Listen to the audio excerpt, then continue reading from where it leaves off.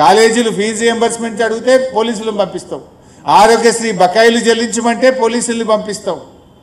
భట్టి గారు మీ అందరికి గుర్తు, అప్పుడు హైడ్రాస్ ప్రారంభంలో భట్టి గారు ఒక ప్రెస్ మీట్ పెట్టి పెద్ద వీడియో ప్రజెంటేషన్ ఇచ్చాడు. ఈ రాష్ట్రంలో దాదాపు 11 పెద్ద పెద్ద ప్రాజెక్టులు, 13,000 కోట్ల విలువ కలిగిన ప్రాజెక్టులన్నీ చెరువుల్లో కడుతున్నారు, చెరువు శిఖంలో కడుతున్నారు అని వీడియోలు వేసి ప్రజెంటేషన్ ఇచ్చిండు భట్టి గారు. ఇవన్నీ కూడా ఆపేయాలన్నాడు.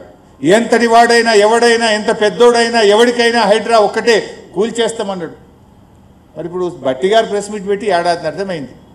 భట్టి గారు ప్రెస్ మీటు బ్లాక్మెయిల్ సెటిల్మెంటు, ఇలా 11 ప్రాజెక్టుల గురించి మళ్ళీ మాట్లాడుతుండ్రా? ఆ 13,000 కోట్ల రూపాయల విలువ కలిగిన ప్రాజెక్టుల గురించి ఆనాడు Bhatti deputy CM press meet, CM settlement. ఇది బ్లాక్మెయిల్ రాజకీయం. అదేవిధంగా ఉద్యోగ సంఘాలు, వాళ్ళు రిటైర్మెంట్ అయిన ఉద్యోగులకు పెన్షన్ బెనిఫిట్స్ వస్తలేవు, డిఏలు రావడం లేదు, పిఆర్సీ రావడం లేదు. ఉద్యోగ సంఘాలు ఎక్కడన్నా నోరెత్తితే వాళ్ళ మీద ఏసీబీ దాడులు, బ్లాక్మెయిల్. ఉద్యోగ సంఘాలు ఇలా దేశంలో అత్యధిక డిఏలు పెండింగ్లో ఉన్న రాష్ట్రం తెలంగాణ రాష్ట్రం.